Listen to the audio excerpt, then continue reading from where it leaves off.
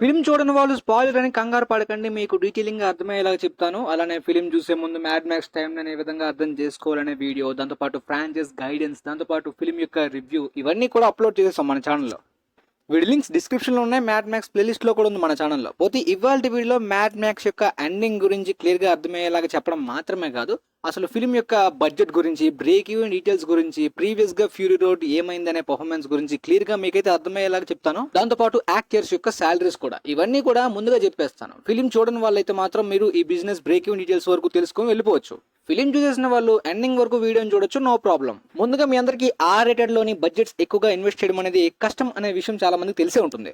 Are rated అంటే 18+ violence కానీ, nudity కానీ, హెవీగా ఫ్యామిలీస్ తోటి గర్ల్స్ కానీ, కిడ్స్ కానీ చూడలేని ఫిల్మ్స్ ని ఆర్ రేటెడ్ అంటారు హాలీవుడ్ లో. Example Joker, Oppenheimer, Wolf of Wall Street, the Revenant, Matrix, ఇలా చాలా ఫిల్మ్స్ ఉంటాయి. వాటికి ఎక్కువ కలెక్షన్స్ రావడం కొద్దిగా రిస్క్. PG-13 అంటే కిడ్స్, ఫ్యామిలీస్ అందరూ కలిసి చూసేలాంటి మార్వెల్, డిస్నీ లాంటి ఫిల్మ్స్. ఈ ఎంటైర్ ఆర్ రేటెడ్ ఫిల్మ్స్ లోని 'మ్యాడ్ మ్యాక్స్ ఫ్యూరీ రోడ్' అనేది మోస్ట్ ఎక్స్పెన్సివ్ ఫిల్మ్ ఎవర్ అనమాట. ఒక రికార్డే అండ్ ఒక పెద్ద ఎక్స్పెరిమెంటే. ఆల్మోస్ట్ 180 మిలియన్స్ బడ్జెట్ పెట్టారు గైస్. ప్రపంచవ్యాప్తంగా 400 మిలియన్స్ దాటి కలెక్ట్ చేయలేదు 2015 లోని. బట్ ప్రపంచవ్యాప్తంగా ఫిల్మ్ ఫైనల్ రన్ లోని 380 మిలియన్స్ ని క్రాస్ చేసింది. ఒక 20 మిలియన్స్ దగ్గర వరకు లాస్ లో పెట్టి ఎబో యావరేజ్ గా ఆగిపోయింది. బ్రేక్ ఈవెన్ అయితే కంప్లీట్ గా జరగలేదు. ఆ ఫిల్మ్ లో క్రౌడ్ పుల్లర్స్ అంటే మోస్ట్లీ చార్లీస్ థీరన్ కి కొంతవరకు స్టార్డమ్ ఉంటుంది. టామ్ హార్డీ కన్నా చార్లీస్ థీరన్ కే స్టార్డమ్ ఎక్కువ అని కూడా ఈజీగా చెప్పొచ్చు 'మ్యాడ్ మ్యాక్స్ ఫ్యూరీ రోడ్' లోనే. ఆ ఫిల్మ్ కోసం ఆమె శాలరీ 5 మిలియన్స్ అయితే టామ్ హార్డీ కేవలం 2 మిలియన్స్ తీసుకున్నాడు. అక్కడే మీకు అర్థమైపోవచ్చు. Of course Tom Hardy one of the best versatile actor ever list లోని ఖచ్చితంగా పెట్టేయచ్చు అనమాట. కాకపోతే స్టార్డమ్ మార్కెట్ విషయంలోని ఎప్పటిలో ట్రై చేస్తూ ఉన్నారు. అయితే చార్లీస్ థీరన్ మేల్ స్టార్స్ ని డామినేట్ చేసేలాంటి శాలరీస్ చాలా సార్లు తీసుకున్నారు ఆమె. మేల్ స్టార్స్ రేంజ్ లోని ఫీమేల్ స్టార్స్ క్రౌడ్ ని పుల్ చేయడం అనేది అసాధ్యం. కానీ కొంతమంది ఫీమేల్ స్టార్స్ మాత్రమే మేల్ స్టార్స్ తోటి ఈక్వల్ గా క్రౌడ్ ని పుల్ చేయగలుగుతారు. అలాంటి వాళ్ళ డిమాండ్ వాళ్ళ సక్సెస్ మీద ఎక్కువగా ఉంటుంది. పోతే ఇప్పుడు Furiosa 'mad max fury road' budget ని క్రాస్ చేయలేదు. కాకపోతే break even target almost equal గా ఉండొచ్చు. దానికి కారణం ఏంటంటే రిలీజ్ అనమాట. ఇప్పుడు ప్రపంచవ్యాప్తంగా ఈ ఫ్రాంచైజ్ కి ఫ్యూరీ రోడ్ తర్వాత కొద్దిగా హైప్ పెరిగేలాగే ఉంటుంది. ఫ్యూరీ రోడ్ ముందు 'మ్యాడ్ మ్యాక్స్' ఫిల్మ్స్ ఎప్పుడో 1970s, 80s, 90s అప్పట్లోనే జనాలు చూశారు.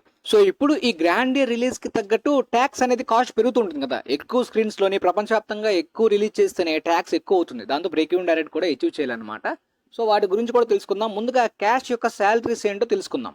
ముందుగా ఫ్యూరియోసా టైటిల్ రోల్లో యాక్ట్ చేస్తున్న main lead actress Ayni Taylor Joy అయితే మాత్రం ఈ ఫిల్మ్ గురించి 1.8 మిలియన్ శాలరీ తీసుకుంది. ఇది ఆమె కెరీర్ స్టార్టింగ్ స్టేజ్. అంటే అలా డెవలప్ అవుతుంది. రీసెంట్ టైమ్స్ లో కంపేర్ చేసుకుంటే ఇంత పెద్ద బడ్జెట్ ఫిల్మ్స్ లోకి వచ్చింది.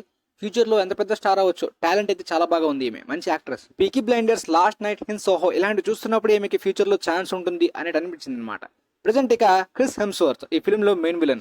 ఆస్ట్రేలియన్ డైరెక్టర్ జార్జ్ మిల్లర్ గారు ఇంతకు ముందు మేల్ గిబ్సన్ ఒక అమెరికన్ యాక్టర్ ని, టామ్ హార్డీ ఒక బ్రిటిష్ యాక్టర్ ని తీసుకున్నారు. ఈసారి డైరెక్ట్ గా ఆయన కంట్రీకి సంబంధించిన ఆస్ట్రేలియన్ యాక్టర్ ని తీసుకున్నారు, క్రిస్ హెమ్స్వర్త్ ని. క్రిస్ హెమ్స్వర్త్ ఈ ఫిల్మ్ గురించి 2 మిలియన్ శాలరీని తీసుకున్నారు. థోర్ లవ్ అండ్ థండర్ అనుకుంటా ప్రీవియస్ గా ఆయన 20 మిలియన్స్ ఎంతో తీసుకున్నారు. పోతే ఈ ఫిల్మ్ లో main lead Ayni Taylor Joy కన్నా క్రిస్ హెమ్స్వర్త్ డ్యూరేషన్ ఎక్కువ ఉంటుంది. ఈ శాలరీ బాగా తక్కువ కదా బ్రో అనే ఫీలింగ్ మీకు రావచ్చు. బట్ హాలీవుడ్ లో ప్రతి ఫిలిం, ప్రతి జానరాకి హెవీగా శాలరీస్ తీసుకునే క్రౌడ్ పుల్లర్స్ కొంతమంది స్టార్స్ కి మాత్రమే ఆ ఛాన్స్ ఉంది. డ్వేన్ జాన్సన్ గానీ, టామ్ క్రూజ్ గానీ, డికాప్రియో గానీ, విల్ స్మిత్ గానీ, బ్రాడ్ పిట్ గానీ, ఒకప్పట్లోని జానీ డెప్ గానీ, వాళ్ళు సమ్ టైమ్స్ ఒక లో బడ్జెట్ డ్రామా ఫిల్మ్స్ చేసినా, ఓటీటీ ఫిల్మ్స్ చేసినా కూడా డికాప్రియో, విల్ స్మిత్ లాంటి వాళ్ళు 30-40 మిలియన్స్ తీసుకుంటారు.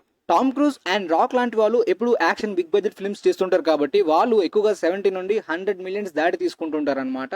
టామ్ క్రూజ్ గారు ఏకంగా 5 సార్లు 100 మిలియన్ శాలరీస్ దాటి తీసుకున్నారు ఫిల్మ్స్ కి. మన టాప్ గన్ మ్యావరిక్ కి 160 మిలియన్స్ దాటి తీసుకున్నారు. దాదాపుగా 1400 కోట్లు. ఇవన్నీ మీకు క్లారిటీగా అర్థం కావాలి కాబట్టి చెప్తున్నాను. ఎందుకంటే ఈ బ్రేక్ ఈవెన్ టార్గెట్ శాలరీస్ గురించి చెప్తున్నప్పుడు పెద్ద స్టార్స్ ఫిల్మ్స్ రీసెంట్ టైమ్స్ లో రాలేదు. సో ఆడియన్స్ కనిపిస్తుంటుంది, ఏంటి బ్రో వీళ్ళకి ఎంత తక్కువ ఇస్తున్నారు హాలీవుడ్ వాళ్ళు అయినప్పటికీ కూడా. అంటే ఇలాంటి వాళ్ళు ఎక్కువ శాలరీస్ తీసుకున్న వాళ్ళు కూడా, హెవీ డిమాండ్ ఉన్న వాళ్ళు కూడా చాలా మంది ఉన్నారు. పోతే ఫ్యూరియోసా బడ్జెట్ అయితే కంప్లీట్ గా 168 మిలియన్స్ అనమాట. మొదట్లోనే 230 మిలియన్స్ అనే రూమర్స్ అయితే ఎస్టిమేషన్స్ ప్రకారం వచ్చాయి. బట్ ఫైనల్ గా అయితే మాత్రం 168 మిలియన్స్, అంటే ఫ్యూరీ రోడ్ కన్నా 12 మిలియన్స్ తక్కువ. అదే ఇందాక మనం మాట్లాడుకున్నట్టు Top Gun Maverick Tom Cruise salary అంతా ఈ ఫిల్మ్ యొక్క బడ్జెట్ అనమాట. సో ఇది ఆర్ రేటెడ్ ఫిల్మ్స్ లోని థర్డ్ బిగ్గెస్ట్ బడ్జెట్ అనమాట. సో ఈ ఫిలిం బ్రేక్ ఈవెన్ అవ్వాలంటే, అప్కమింగ్ గా మ్యాడ్ మ్యాక్స్ ఫిలిమ్స్ కి వార్నర్ బ్రోస్ వాళ్ళు గ్రీన్ సిగ్నల్ ఇవ్వాలంటే ఈ ఫిలిం ప్రపంచవ్యాప్తంగా 400 మిలియన్స్ దాటి కలెక్ట్ చేయాలన్నమాట. 420 మిలియన్స్ నుండి కంప్లీట్ ప్రాఫిట్స్ అయితే మాత్రం ఈ ఫిలిం కి అందుతాయి.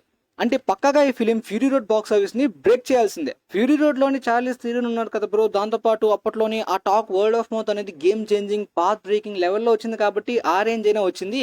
బట్ ఈ ఫిలిం ఫ్యూరీ రోడ్ రేంజ్ లో రావడం కష్టం కదా, మరి ఎలా అనుకుంటే అది 2015 లో వచ్చిన ఫిలిం. కాబట్టి ఇది 9 ఇయర్స్ తర్వాత వస్తుంది కాబట్టి ఫ్రాంచైజ్గా కొంత ఫ్యాన్ బేస్ అయినా ఉంటుంది కాబట్టి దాన్ని బీట్ చేయడం పెద్ద మ్యాటర్ కాదు. 420 మిలియన్స్ దాటినా కూడా షాక్ అవ్వాల్సిన అవసరం లేదు. కాకపోతే నాకైతే కంప్లీట్గా బ్రేక్ ఈవెన్ అవుతుందని చెప్పి కంప్లీట్ నమ్మకం అయితే లేదు. సినిమా అయితే అదిరిపోయింది. Commercial audience, regular audience, mass audience అందరికీ నచ్చుతుంది. కానీ కొద్దిగా ఈ మే అంతా కూడా క్లాష్ ఉన్నాయి కదా, ఆ ఫిల్మ్స్ కూడా కంటిన్యూ అవుతున్నాయి. పైగా June 7th విల్ స్మిత్ యొక్క బ్యాడ్ బాయ్స్ 4 ఉంది. ఏమైనా క్లాష్ వల్ల ఇంపాక్ట్ కానీ క్రౌడ్ పుల్లింగ్ లో ఇంపాక్ట్ కానీ పడచ్చా అని. ఒకవేళ బ్రేక్ ఈవెన్ అవ్వకపోతే మేలో only Kingdom of the planet of the apes మాత్రమే విన్ అయినట్టు అవుతుంది. మరి చూద్దాం ఏమవుతుందో మనం బాక్స్ ఆఫీస్ ఎపిసోడ్స్ లోని. ఈ ఫిల్మ్ గట్టిగా హిట్ అయితేనే మ్యాడ్ మ్యాక్స్ వేస్ట్ ల్యాండ్ అనే ఫిల్మ్ అయితే రాబోతుంది. జార్జ్ మిల్లర్ గారు ఆల్రెడీ ప్లాన్ చేశారు. పోతే ఇప్పుడు ఎండింగ్ గురించి మాట్లాడుకుందాం. సో ఫిల్మ్ చూడని వాళ్ళకి ఇది స్పాయిలర్, ఇక్కడ నుండి మీరు వెళ్ళిపోవచ్చు అనమాట. ఫిల్మ్ చూసిన వాళ్ళైతే కంటిన్యూస్ గా చూడొచ్చు. పోతే ఈ ఫిల్మ్ లోని మెయిన్ విలన్ గా బైకర్ గ్యాంగ్ వార్ లార్డ్ అయిన డెమెంటస్, దాంతో పాటు ఆ సిటిడెల్ కి వార్ లార్డ్ అయిన ఇమోటెంజో, వీళ్ళిద్దరి మధ్యన కాన్ఫ్లిక్ట్స్, దాంతో పాటు ఫ్యూరియోసాకి రివెంజ్. లార్డ్ డెమెంటస్ బలవంతుడే, కానీ వేస్ట్ ల్యాండ్ లో బ్రతకాలంటే తను ఏమేం చేయాలి, కొన్నిసార్లు తప్పులైనా సరే తప్పకుండా చేయాలి, వేస్ట్ ల్యాండ్ లో బ్రతికి బయటపడాలి తన గ్యాంగ్ తో సహా అని అయితే ఆలోచిస్తూ ఉంటాడు. కానీ డెమెంటస్ కి అంత దారుణమైన ఎండింగ్ ఎందుకు ఇచ్చారో దాని గురించి కూడా ఒక పర్పస్ ఉంది. అంటే తనైతే ఫ్యూరియస్ అని తీసుకుంటాడు కానీ టార్చర్ చేయాలని కాదు, నార్మల్ గానే పెంచుతాడు.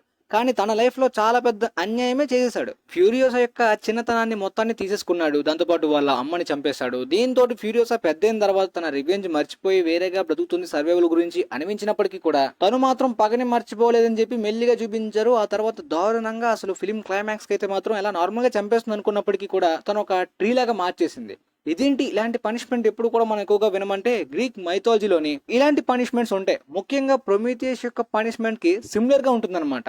అంటే కంప్లీట్ హేట్రెడ్ అనమాట తన లైఫ్ లోని. ఆ హేట్రెడ్ అంతా కూడా ఫిల్మ్ ఎండింగ్ కి చనిపోయే విధంగా హోప్ అనే విత్తనం, అంటే వాళ్ళ మదర్ అయితే మాత్రం విత్తనం ఇస్తుంది కదా, నువ్వు దీన్ని పాతు అని చెప్పి ఎప్పుడైతే సరే గ్రీన్లాండ్ కి వెళ్తావు అని చెప్పి.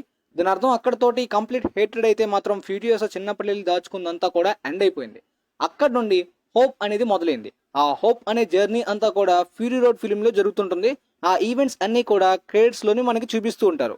రివ్యూ కింద ఒక అతను కామెంట్ చేసినట్టు ఆ క్రెడిట్స్ చూస్తున్నప్పుడు లిటరల్లీ గూస్ బంప్స్ అనమాట. పోతే ఈ ఫిల్మ్ లో మనకి చూపించిన ఇమోటెంజో, యంగ్ ఇమోటెంజో కాస్టింగ్ అందుకుని మాత్రమే మార్చలేదన్నమాట. ఫ్యూరీ రోడ్ లో యాక్ట్ చేసిన ఇమోటెంజో అయితే చనిపోయారు యాక్టర్. పోతే ఆయన్ని మాత్రమే రిప్లేస్మెంట్ కాదు, ఈ ఫిల్మ్ లోని ఫ్యూరియస్ అని రిప్లేస్ చేసినట్టే మ్యాక్స్ ని కూడా రిప్లేస్ చేశారు కాస్టింగ్ లోని. ఫిల్మ్ లోని యంగ్ మ్యాక్స్ క్యామియో ఉంటుందనే రూమర్స్ వచ్చినప్పటికీ నేనైతే అది నార్మల్ గా రూమరే అనుకున్నాను కాస్టింగ్ గురించి కూడా.